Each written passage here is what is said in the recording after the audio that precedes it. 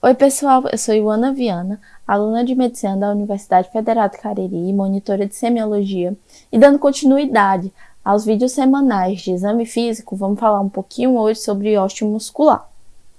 O exame físico osteomuscular ele é um pouco diferente do exame físico dos outros sistemas, principalmente porque ele é constituído apenas de 3 passos: a inspeção, a palpação e a movimentação, que pode ser ativa ou passiva. A inspeção é preciso ser feita desde o primeiro contato com o paciente. Então, observar como é a movimentação desse paciente, se há presença de alguma alteração de marcha ou claudicação, e também observar a presença de equimoses, eritemas, edemas e deformidades, que podem indicar uma alteração nas articulações ou músculos do paciente. A palpação é preciso procurar presença de dor, calor, crepitações e instabilidade, que podem indicar processos inflamatórios, desgastes nas articulações. A movimentação avalia a amplitude dos movimentos. Então, se o paciente ele tem plena capacidade funcional em relação àquele movimento, a força, a presença ou ausência de dor, ou a incapacidade do paciente em executar a manobra. Vamos iniciar falando do membro superior, mais especificamente do ombro. Então, antes de entender o exame físico do ombro, é preciso lembrar um pouquinho da anatomia do manguito rotador. O manguito rotador é um grupo de 4 unidades músculo-tendão que envolve a articulação do ombro. É responsável pela estabilização e centralização da cabeça do húmero na articulação glenohumeral durante os movimentos do ombro. Então, alterações na movimentação do ombro muitas vezes é sugestivo de alteração no manguito rotador. O que faz parte do manguito rotador? Os músculos supraespinhoso, redondo menor, subescapular e infraespinhoso. Começar pela inspeção. A inspeção do paciente pode ser tanto em pé quanto sentado, mas os braços do paciente sempre pendentes. Então, eu trouxe essa imagem para analisar que é preciso comparar estruturas bilateralmente. Então, é possível ver que há uma diferença entre o ombro direito e esquerdo desse paciente. Então, provavelmente existe uma alteração no ombro direito. A palpação, é preciso lembrar de palpar algumas estruturas específicas, como a região externo-clavicular, acromioclavicular, que fica mais na extremidade do ombro, supracomnial, que é um pouco inferiormente, está localizado inferior à acromioclavicular, corredeira bicipital, que fica no húmero, e a região da axila. Então, lembrar que a palpação não se restringe apenas à região específica do ombro, mas é preciso palpar a região da clavícula, da escápula, todo o braço, em busca daquelas alterações que já foram citadas. Então, dor, processos inflamatórios, calor. Começando agora com as manobras passivas. Falar um pouquinho sobre a manobra mão nádega oposta. Então, o paciente, mais ou menos nessa posição da figura mostrada, ele vai tentar encostar a mão na nádega oposta. Então, a nádega oposta é o membro que está sendo feito o movimento. Também a manobra mão-costa, que toca com o polegar o ângulo inferior da escápula oposta, do mesmo jeito que está sendo mostrado na imagem. E a manobra mão-ombro oposto, que é um pouco diferente da imagem, é preciso feita anteriormente, então, com o braço mais ou menos nessa posição, só que junto ao tórax, ao invés do dorso, e o paciente tem que tocar com a mão, com a palma da mão, a nuca do lado oposto. Mais uma manobra passiva, agora o arco doloroso de Simons, que avalia os processos inflamatórios que afetam o tendão do músculo espinhal e as bolsas sinoviais do ombro. Então, nesse movimento, o paciente vai fazer uma elevação do membro superior e é preciso analisar em que regiões ele relata dor e se ele relata dor. Então, se o paciente relata uma dor entre 60 graus e 120 graus, que passa depois dos 120 graus e só tem retorno da dor quando o membro está totalmente relevado, então provavelmente é um processo inflamatório, uma bursite, uma tendinite na região do manguito rotador.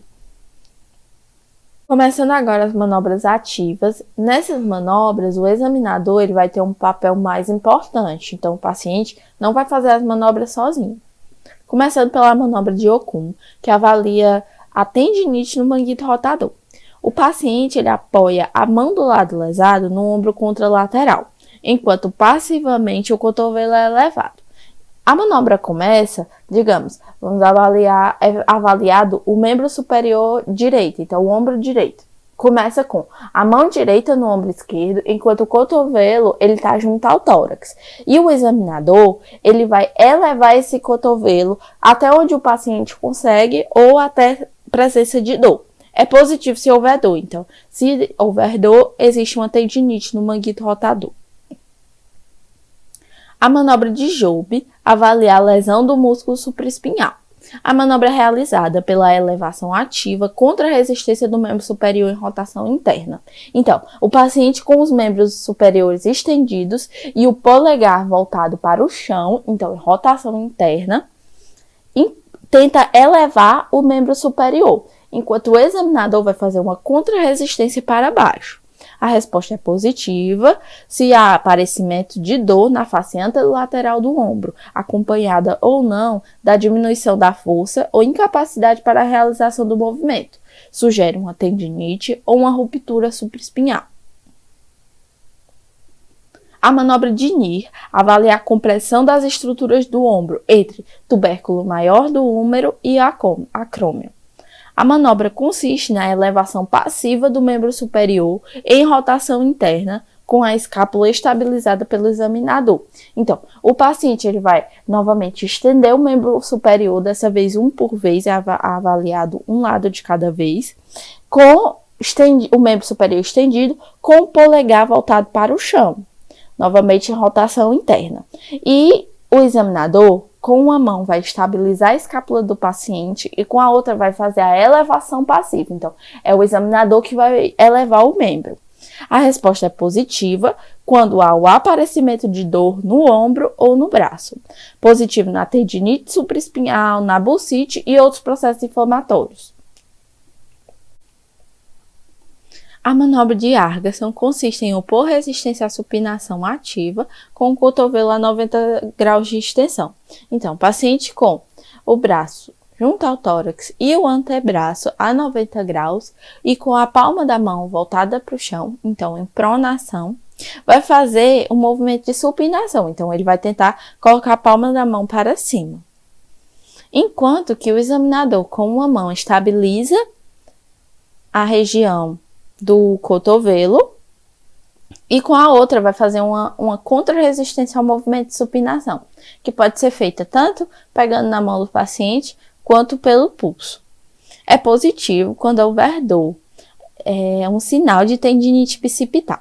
Em caso de ruptura da cabeça longa do bíceps, pode ser visto uma massa muscular em forma de bola anteriormente no braço, conhecida como sinal de Roueté, que é possível ver na imagem. O palm-up test, ou teste do bíceps, consiste que com o antebraço estendido e supinado, realiza-se a elevação do braço contra a resistência enquanto se palpa o sulco bicipital. Então, o paciente, como é mostrado na imagem, com o membro superior elevado com a palma para cima, logo em supinação, enquanto que o examinador vai com uma mão fazer uma contra-resistência ao movimento de elevação. Então, enquanto o paciente eleva, o examinador vai fazer uma contra-resistência e enquanto palpa o sulco bicipital. Então, ele está mostrando a região onde é o sulco bicipital. É positivo quando houver dor na face anterior do ombro. É um sinal de tendinite bicipital. A manobra de Patet avalia o músculo infraespinhal. A manobra consiste na realização da rotação externa contra a resistência com o ombro abduzido a 90 graus e o cotovelo flexido a 90 graus. Essa manobra é bom observar na imagem. Então, o ombro a 90 graus, o cotovelo a 90 graus, o paciente vai fazer uma rotação externa. Então, é para fora o movimento. Enquanto o examinador vai fazer uma contra-resistência. A presença de dor ou diminuição da força caracteriza o exame positivo, sugerindo lesão do músculo infraespinhal. A manobra de Geber avalia o músculo subescapular. Consiste na realização ativa do movimento de afastamento da mão do dorso contra a resistência. Então, o paciente vai colocar o dorso da mão em contato com a coluna lombar. Enquanto isso, não está mostrando na imagem, o examinador vai fazer uma resistência empurrando a mão em direção à coluna do paciente. E o paciente tem que afastar a mão do examinador. A incapacidade da manutenção da mão afastada do dorso ou a impossibilidade de fazer o movimento sugere lesão do músculo subescapular. E por fim, o teste da gaveta anterior e posterior, que permite identificar a instabilidade cápsulo-ligamentar. A manobra consiste no deslocamento passivo anterior e posterior da cabeça do húmero com relação à glenoide. Então, o examinador vai, com uma mão, estabilizar o ombro do paciente, enquanto que com a outra ele vai fazer movimentos anteriores e posteriores no húmero para avaliar a movimentação do húmero em relação ao resto da articulação. O deslocamento de 25% ou mais da cabeça do húmero em relação à glenoide caracteriza a resposta positiva.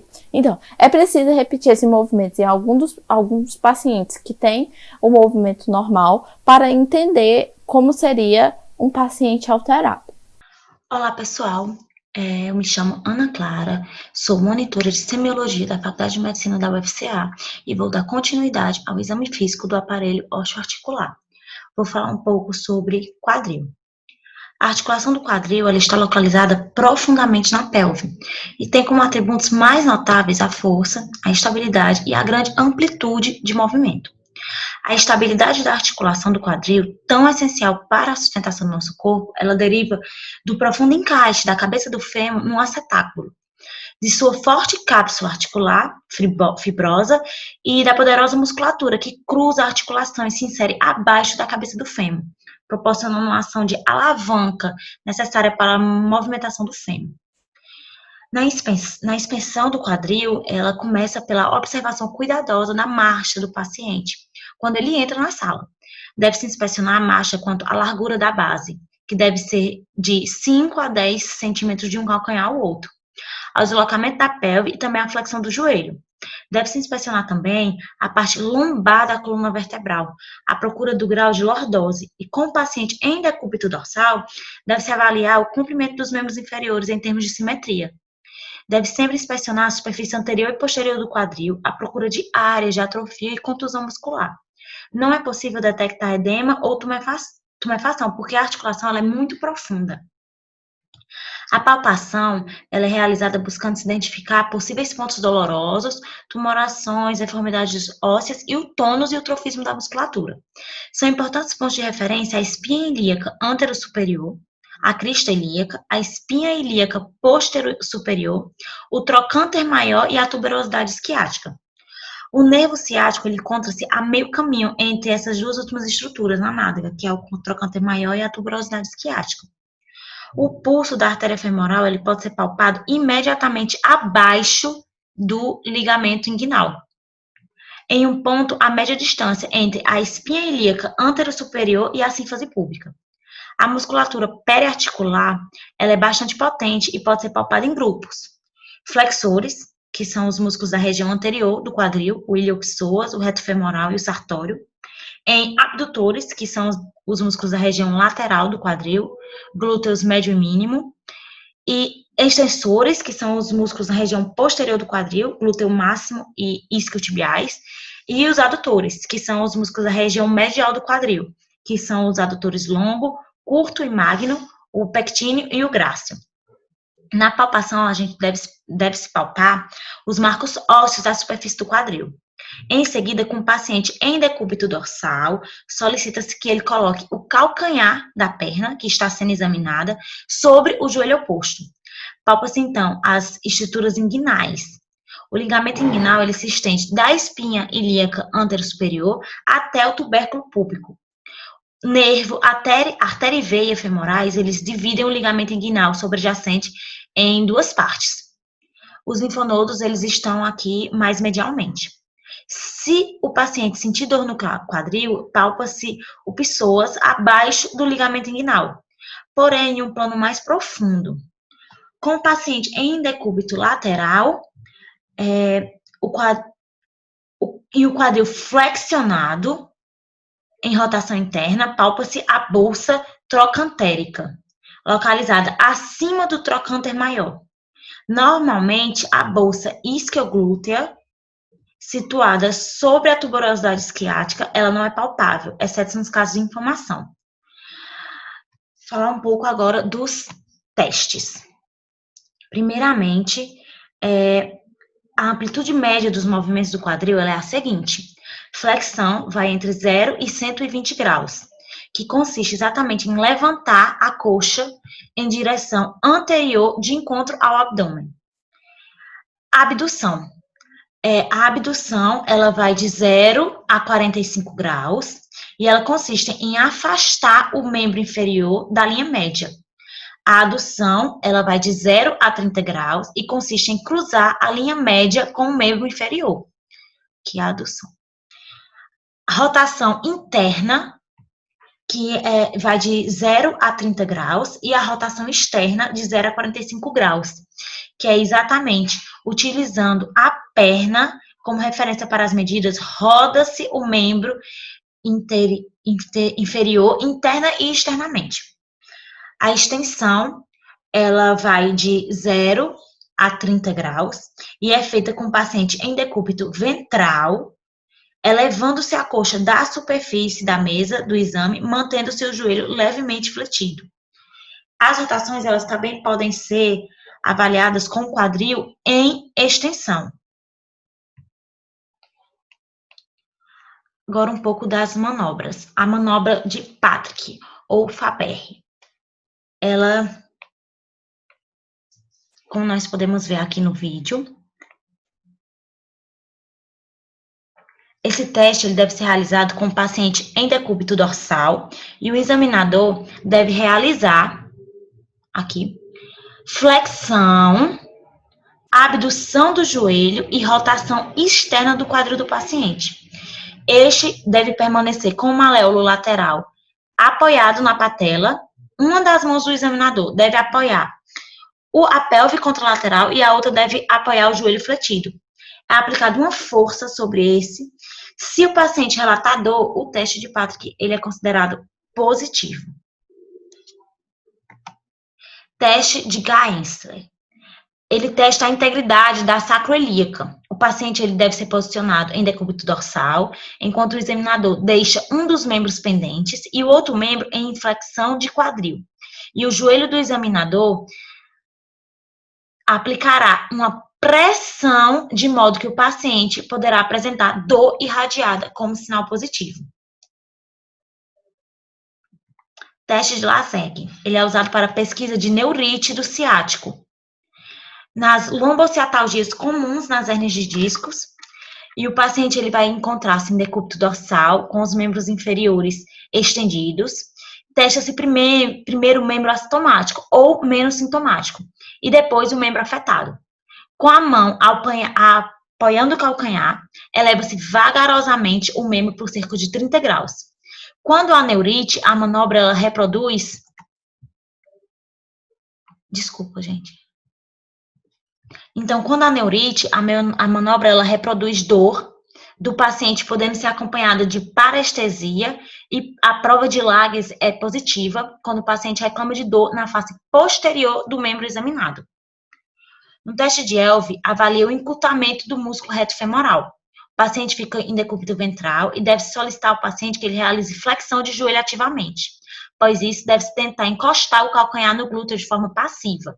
Se o paciente não conseguir realizar esse movimento, esse teste é considerado positivo por encurtamento do reto femoral. Teste de Ober, para avaliação de contraturas no trato iliotibial. Deve-se posicionar o paciente próximo ao final da maca, deve-se pegar a perna do paciente, trazer em extensão e soltar. Se o paciente tiver um encurtamento muito grande dessa musculatura, o paciente não vai conseguir fazer com que o membro inferior caia. Ficará sem conseguir soltar a região que está encurtada.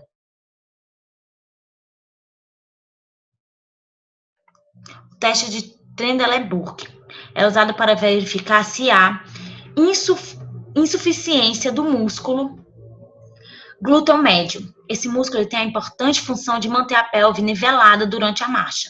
Se ele está insuficiente, a pelve tende a cair para o lado contrário ao do apoio. As insuficiências do glúteo médio, eles são ocorrências frequentes em patologias do quadril e podem existir por doenças do próprio músculo ou de sua inervação. Alguns exemplos são sequelas de poliomielite, miopatia, lesões de raízes nervosas ou ainda por encurtamento de distância entre a origem e a inserção do músculo. Isso faz com que ele fique relativamente frouxo e perca eficiência. São exemplos a luxação congênita do quadril e deformidades em varo do terço proximal do fêmur, sequelas de fratura. Para realizar a manobra, o paciente ele fica em pé, de frente para o examinador. Segura-se firmemente as duas mãos do paciente e pede que ele levante o pé do lado normal, fazendo apoio do lado que se quer testar. Com isso, a pelve ela tende a cair para o lado e o músculo glúteo médio contrai-se para manter o nivelamento dela. Se ele estiver insuficiente, o nivelamento não é mantido e a pelve cai para o lado oposto ao do apoio. Reflexamente, o paciente, ele, para não se desequilibrar, inclina o tronco para o lado do membro apoiado. Com isso, ele consegue trazer o centro da gravidade sobre o quadril, diminuindo o braço de alavanca e aliviando o músculo. Portanto, o Trendelenburg, ele testa o músculo do lado do apoio. E quando é positivo, a pelve cai para o lado contrário ao apoio. E o tronco inclina-se para o mesmo lado de apoio. A manobra ela é feita primeiramente no lado normal e no menos afetado. O teste piriforme ele é usado para verificar uma possível síndrome do piriforme. Com o paciente em decúbito ventral, o terapeuta realiza uma flexão de joelho a 90 graus e depois realiza-se também uma rotação interna do quadril. Então, será imposta uma resistência à região do maléolo medial do paciente para que ele realize uma força de rotação externa do quadril. Então, se tiver, o paciente vai fazer força. O teste ele é positivo quando o paciente refere uma dor em região próxima ao glúteo ou até mesmo irradiando para os membros inferiores, acompanhando o trajeto do ciático. Olá, pessoal. Eu me chamo Larissa Alencar e darei continuidade à monitoria do aparelho osteoarticular, seguindo com a avaliação do joelho. Devemos, a princípio, compreender que ele se trata de uma articulação bastante complexa e que deve demonstrar o equilíbrio perfeito entre a força de sustentação do peso e a flexibilidade para a movimentação. E é por isso que a gente vai elencar as principais estruturas anatômicas que estão envolvidas nesse processo. Dentre as regiões ósseas, é sabida a relação entre a zona distal do fêmur, a porção proximal da tíbia e a patela, que também pode ser chamada de rótula. E elas acabam sendo comunicadas pelas articulações fêmuro-tibial e fêmuro-patelar, sendo que os ligamentos é que são os responsáveis por reforçar essa união. E podem ser inseridos em uma vista frontal, medial, lateral, dorsal ou até mesmo cruzada.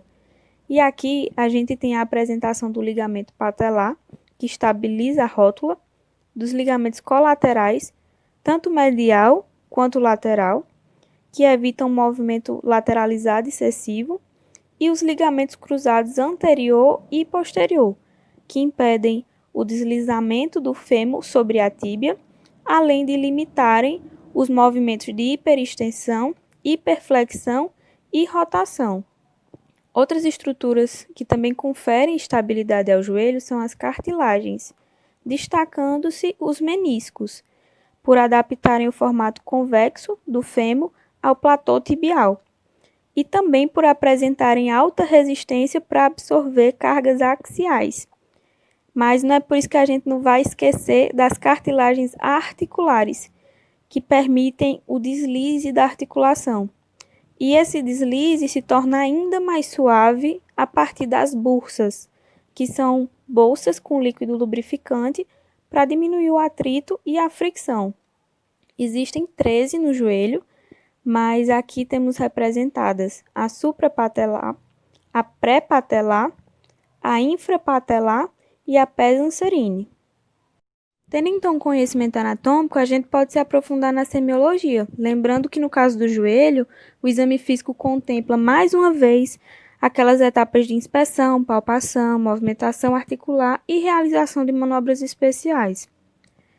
Dentro do primeiro estágio, a gente vai acabar recordando muitos conceitos incluídos na ectoscopia, já que vamos visualizar mais facilmente os achados físicos que são superficiais, como as alterações cutâneas, e elas variam desde a presença de uma cicatriz, equimose ou até mesmo as lesões elementares, típicas da artrite psoríaca, por exemplo. Porém, as assimetrias também são bastante distintas, podendo ocorrer por alteração das partes moles, sejam hipertróficas, sejam hipotróficas, enquanto que as deformidades angulares já têm um comprometimento do arcabouço ósseo, das partes duras, e são conferidas em virtude da variação do ângulo Q, que é formado pela interseção de duas linhas que se cruzam no centro da patela, uma direcionada da espinha ilíaca anterosuperior e outra da tuberosidade anterior da tíbia. E os padrões são de desvio medial e lateral. Aqui a gente tem o geno valgum para dentro e o geno varum para fora. O geno recurvatum, por sua vez, não depende de alteração no ângulo Q, mas sim de um desvio posterior que configura o joelho para trás. E para finalizar as deformidades ósseas, é válido ressaltar a síndrome de Osgood-Schlatter, que é comum em adolescentes e ocasionada por microtraumas de repetição, que acabam culminando numa apofisite de tração, em que a sequela é a presença de nódulo doloroso na tuberosidade tibial, como a gente pode ver nesse caso. E chegando à inspeção dinâmica, temos a análise da marcha, solicitando que o paciente deambule. Perante isso, teremos duas fases, uma de apoio, em que o membro inspecionado tem o contato com o chão, e outra de balanço, em que ele é oscilado sem mais ter contato com o piso. E caso a deambulação não seja cadenciada nesses estágios, configura-se uma suposta marcha patológica, típica, e muitas delas têm gênese neurológica e serão abordadas no exame físico desse sistema. Porém, nos casos músculos esqueléticos, é frequente a claudicação, uma vez que o paciente acaba mancando na vigência de uma dor que depende do esforço físico, e também da flambagem ou thrust, em que há o desvio invaro do joelho à medida em que se apoia o membro lesionado ao solo, como a gente pode ver nesse vídeo. A nossa segunda etapa, a palpação, deve ser realizada numa abordagem anterior, posterior e também lateral da articulação, visando verificar todas aquelas estruturas anatômicas que a gente citou, além da presença de crepitações, variações de temperatura e pontos dolorosos. Na busca do derrame articular, por exemplo, temos dois sinais que são bastante indicativos. O sinal da tecla, que é obtido com o paciente em decúbito dorsal, com o membro em posição neutra, à medida em que o examinador pressiona firmemente a coxa logo acima do joelho com uma das mãos, fazendo o líquido penetrar entre a patela e o fêmur, enquanto realiza, com a outra mão, uma pressão digital sobre a patela. Em caso positivo, haverá a sensação de flutuação, semelhante a uma tecla afundando, por isso o nome do sinal. Para se obter o sinal da onda, por sua vez, o examinador deve ordenhar um dos lados do joelho, enquanto que repousa sua outra mão no lado livre, para realizar a busca de abaulamentos. Saindo do derrame articular e indo para a pata de ganso, a gente sabe que ela é composta pelos tendões dos músculos sartório, grácil e semitendinoso, e se localiza na região medial do joelho. Caso o paciente refira dor à palpação nessa área, teremos a sugestividade de bursite anserina. E a mobilidade patelar, para fechar a palpação, deve ser testada à medida em que o examinador mobiliza a rótula anterior e superiormente, como também lateralmente. Na nossa terceira etapa, a movimentação, o paciente pode, de modo ativo, mobilizar o joelho, através da extensão e da flexão, e nós iremos analisar a amplitude disso. No caso, os movimentos rotacionais acabam sendo executados de modo passivo, com auxílio do examinador, já que tem uma amplitude de movimento bem mais reduzida. A quarta etapa é embasada nas manobras especiais, e a priori a gente tem a manobra de McMurray, que é realizada com o paciente em decúbito dorsal e com o joelho fletido, enquanto o examinador posiciona a mão para palpar a linha interarticular do joelho, e com outra realiza movimentos de rotação interna e rotação externa. O teste é positivo caso o paciente relate dor durante a mobilização. Se ela for referida na rotação lateral, haverá acometimento do menisco medial, e se ocorrer durante a rotação medial, o menisco lateral que é o afetado. É só se atentar para onde o tornozelo aponta durante a mobilização para não se confundir quanto aos meniscos. O teste de Apley também vai avaliar essas cartilagens e é feito com o paciente em decúbito ventral, com o joelho fletido mais uma vez, enquanto o examinador realiza, a princípio, uma distração, elevando e rotacionando o membro, para em seguida executar movimentos de compressão no eixo vertical, combinados novamente com a rotação externa e interna. Será positivo se a dor for referida durante a compressão e sugere acometimento do mesmo jeito que o teste de McMurray, dependendo da rotação interna ou externa. Então, mais uma vez, fica aqui a regra do tornozelo. Temos ainda a manobra do agachamento ou da marcha de pato, que é feita a partir da hiperflexão de joelho com o paciente agachado, solicitando-se que ele dê alguns passos assim. A presença de dor sugere lesão no corno posterior dos meniscos, destacando-se o medial. Indo dos meniscos para os ligamentos, as manobras podem ser divididas entre os testes que avaliam os cruzados e os colaterais. Para os ligamentos cruzados, temos o teste da gaveta, que é feito com o paciente em decúbito dorsal, joelho fletido, ao passo que o examinador deve sentar-se sobre o pé que está apoiado na maca, posicionando em seguida as mãos na parte posterior do terço superior da tíbia, para realizar um movimento de tração anterior e posterior. O teste é considerado positivo quando há aumento dessa mobilização, como se o joelho fosse sair do lugar. Caso a frouxidão do movimento ocorra durante a tração da gaveta anterior, o indicativo é acometimento do ligamento cruzado anterior, e se ela for decorrida na tração da gaveta posterior, o ligamento posterior que é o acometido dessa vez. E dentre os testes que avaliam os ligamentos colaterais, temos as manobras de abdução e de adução. A de abdução, primeiro, é realizada com o paciente em decúbito dorsal e os membros em posição neutra, enquanto o examinador coloca uma das mãos na região lateral do joelho e outra na região medial do tornozelo, realizando assim um estresse em valgum. O teste é considerado positivo caso haja uma exacerbação do movimento, como se o joelho fosse muito para dentro. Enquanto isso, o teste de adução é executado com o paciente posicionado da mesma maneira. Porém, as mãos do examinador passam agora a ter posições antagônicas, uma vez que são recolocadas na região medial do joelho e na região lateral do tornozelo, fazendo, portanto, um estresse em varum. O teste é considerado positivo caso haja uma mobilização exagerada, como se o joelho fosse muito para fora. Na porção mais distal dos membros inferiores, a gente tem os tornozelos e os pés, que também devem ser examinados. Dentro da inspeção deles, a gente pode, mais uma vez, contemplar aquelas alterações ectoscópicas que já foram citadas no exame físico de joelho. Porém, nesse tópico, a gente vai se atentar às anormalidades anatômicas, iniciando pela inspeção dos calcanhares, que podem ter um alinhamento normal ou também algum desvio. Caso seja medial, temos um padrão em valgum, e se ele for lateral, teremos em varum. Sendo que o paciente pode ainda manifestar eversão ou inversão contínua do pé. Por conseguinte, temos o arco plantar, que deve ser caracterizado de acordo com a sua angulação, podendo ser normal, cavo ou plano. E é a partir dessa classificação que temos o tipo de pé do paciente e a tendência da sua pisada.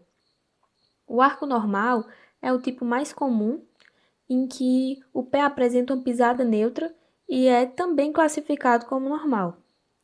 O arco acentuado, por sua vez, acaba remetendo a um pé cavo que tem tendência à supinação. E por fim, o arco plano tem associação com o pé chato, que toca praticamente o chão por inteiro, possuindo assim uma tendência à pronação. E, para finalizar a nossa etapa de inspeção, temos o desalinhamento dos metatarsos, que pode ser encontrado tanto no hálux quanto no quinto pododáctilo e é decorrente de um desvio lateral, um desvio ósseo. Na etapa palpatória, devemos examinar todas as articulações metatarsais, metatarsofalangianas e interfalangianas, visando encontrar algum sinal de sinovite, como por exemplo a presença de ponto doloroso, aumento na temperatura ou mesmo no volume articular. Em seguida, podemos realizar o squeeze, que é uma espécie de aperto, com a pressão voltada à região metatarsal e que busca alguma reação dolorosa do paciente. E para finalizar, temos a avaliação do tendão aquileu, para verificar a sua integridade. Dentro da movimentação, a gente tem que o paciente pode mobilizar de modo ativo o seu pé, a partir da dorsiflexão ou extensão plantar, da flexão plantar ou dorsiflexão, além da inversão e da eversão. No caso, dentre as manobras especiais, destaca-se uma, que é o teste de Thompson, que é feito com o paciente em decúbito ventral com o joelho fletido a 90 graus, enquanto o examinador palpa a massa muscular da região da panturrilha, pressionando-a em seguida. O teste positivo é fisiológico e o paciente acaba realizando uma flexão plantar. E sendo ele negativo, patológico, representa uma ruptura total do tendão aquileu e o paciente não vai realizar esse movimento.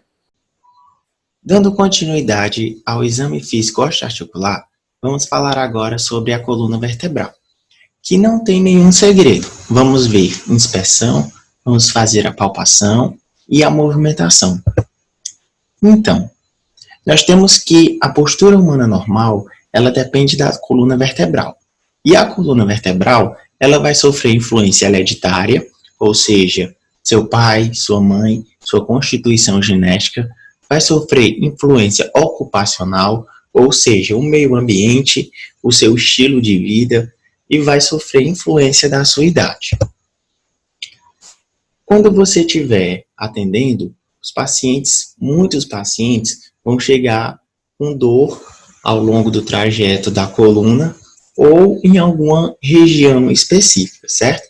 E essas síndromes dolorosas, que pode ser uma cervicalgia, uma dorsalgia, uma lombociatalgia, elas podem ser relacionadas com alterações posturais, com desvios da coluna e com diferentes afecções que vão comprometer a coluna vertebral, como hérnia de disco, como artrite reumatoide, espondilite anquilosante, fraturas, osteoporose, mas também pode decorrer de afecções de estruturas extratorácicas e abdominais, bem como de obesidade e de tensão nervosa.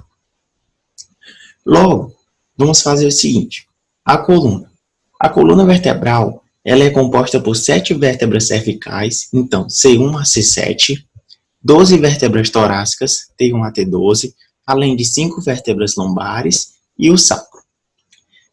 Aqui uma vista frontal e aqui uma vista lateral.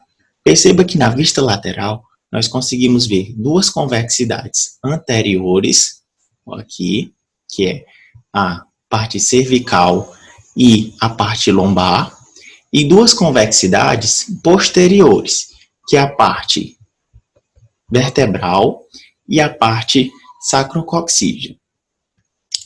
Essa parte anterior, essas convexidades anteriores, nós vamos chamar de lordose. E essas convexidades posteriores, nós vamos chamar de cifose.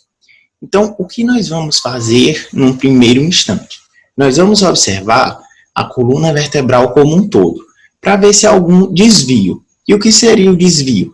Pode ter um desvio lateral, pode ter um aumento, uma acentuação da lordose ou da cifose, ou pode ter o desaparecimento dessas curvaturas fisiológicas. Então, observe. Aqui há um caso de hiperlordose, ok? Então, você tem a lordose na região lombar, mas aqui ela está aumentada. Então, há uma hiperlordose. Aqui, uma hipercifose na região dorsal, um aumento anormal da curvatura dorsal. Aqui, há um desvio lateral, que nós vamos chamar de escoliose. E aqui, perceba que a coluna está retificada. Ela devia ter duas convexidades anteriores e duas convexidades posteriores, mas aqui ela está retificada. Quando a gente vai fazer o exame físico osteoarticular, nós vamos fazendo ele por partes. Então, vamos começar com a região cervical. Na região cervical, começando pela inspeção, nós vamos ver a região posterior e vamos ver a região anterior. Geralmente, nós observamos abalamentos, retrações, lesões elementares, quando estamos fazendo o exame físico da cabeça e pescoço. Mas aqui você observa também. E vamos observar também contraturas musculares, ok? Então, sempre comparando um lado com o outro. Na palpação, vamos usar o nosso dedo polegar. Então, vamos palpar os processos espinhosos de C2 a C7 com o polegar e vamos palpar a musculatura adjacente também com o polegar. Movimentação. Você tem que na coluna cervical, você tem movimentação de flexão, ok? Flexão, extensão e rotação para a direita, rotação para a esquerda. Além de lateralização, então inclinação lateral, também para a direita ou para a esquerda. Então, embora a coluna funcione em conjunto, grande parte dos movimentos vão ser concentrados em determinadas articulações, como articulação atlanto-occipital, então atlas, C1 e occipito, certo? Vão ser responsáveis por 50% dos movimentos de flexão e de extensão. C1 e C2, atlas e axis, respectivamente, 50% da rotação. C2 a C7, responsável pela lateralização. Então, como nós vamos ver essa movimentação? Nós vamos ver de modo passivo, de modo ativo e de modo ativo contra a resistência. De modo passivo, você mesmo vai pegar a sua mão, você sendo o examinador, e vai fazer essas rotações, fazer esses movimentos. De modo ativo, o próprio paciente vai fazer. E de modo ativo contra a resistência, o paciente vai fazer essas movimentações e você vai fazer uma resistência contra a movimentação que ele está fazendo. Então, se ele está rodando da esquerda para a direita, você coloca sua mão e empurra da direita para a esquerda, fazendo um movimento inverso, para perceber se aquela articulação realmente tem força.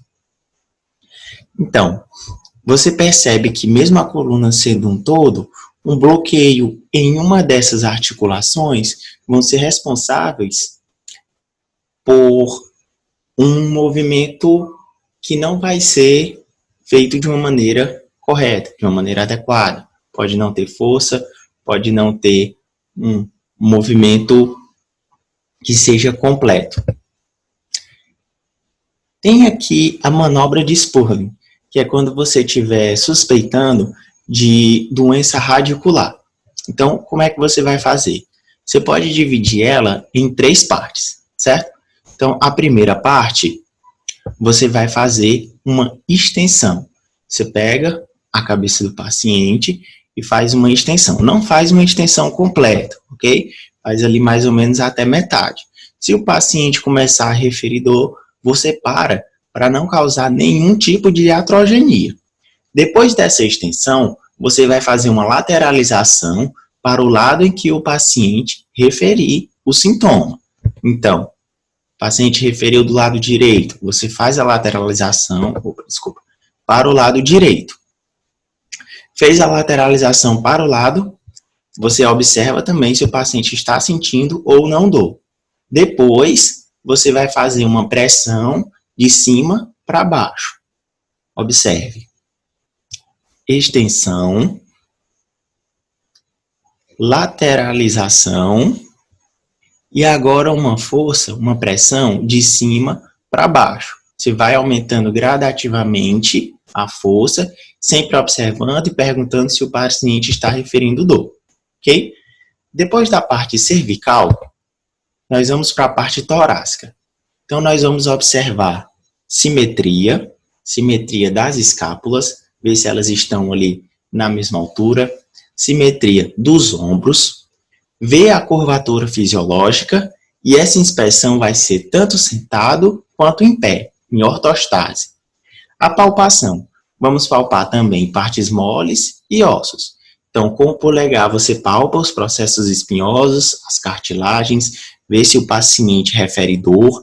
Então, dor em cartilagem pode ser sugestivo de costocondrite, ok? E com a mão espalmada, você vai palpar a musculatura adjacente. O movimento.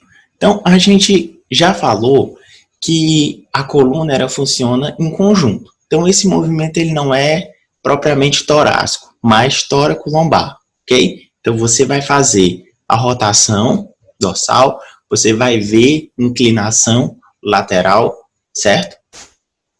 Observar lateralização, observar extensão, observar flexão, tudo isso com o paciente em pé e o paciente sentado. E na região lombar, paciente em pé, em ortostase, você vai observar simetria das cristas ilíacas, vai observar se tem a lordose, se tem hiperlordose, ok? Na palpação, também palpar partes moles, palpar ossos, você vai com o polegar palpar os processos espinhosos, palpar as cartilagens e com a mão espalmada palpar a musculatura adjacente. Então você tem flexão lombar e extensão lombar. Lembrar de o paciente não pode flexionar o joelho.